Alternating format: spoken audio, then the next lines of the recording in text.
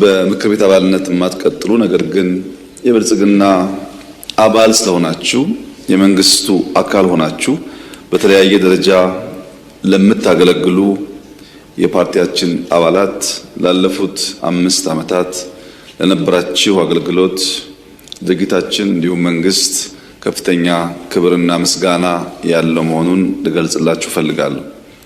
በተጨማሪም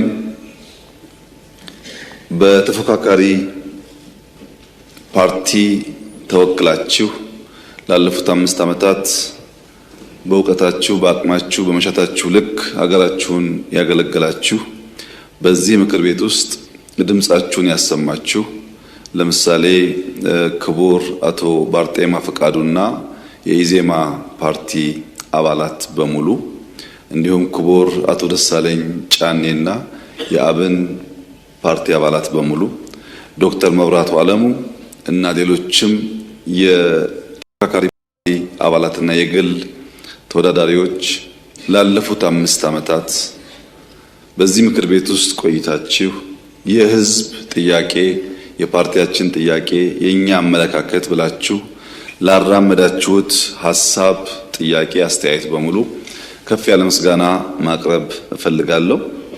አንዳንዶቻችሁ በሚቀጥለው ምክር ቤት ከኛ ጋር የማትቀጥሉ መሆኑን የዘንድሮ ምርጫ ያሳየ ቢሆንም ክቡር አቶ ደሳለኝ ጫኔ የመጨረሻ ያሉት ንግግር የመጨረሻ ባይሆን የመንግስት ምኞት መሆኑንና ከምክር ቤት ውጪ እነዚህ አባላት ከመንግስታችን ጋር በጋራ ሆነን ኢትዮጵያን እንድናገለግል በተከበረው ምክር ቤት ፊት ጥሪ ላቀርብላችሁ ፈልጋለሁ። መንግስታችን እናንተን አካቶ ኢትዮጵያን ማልማት ይፈልጋል።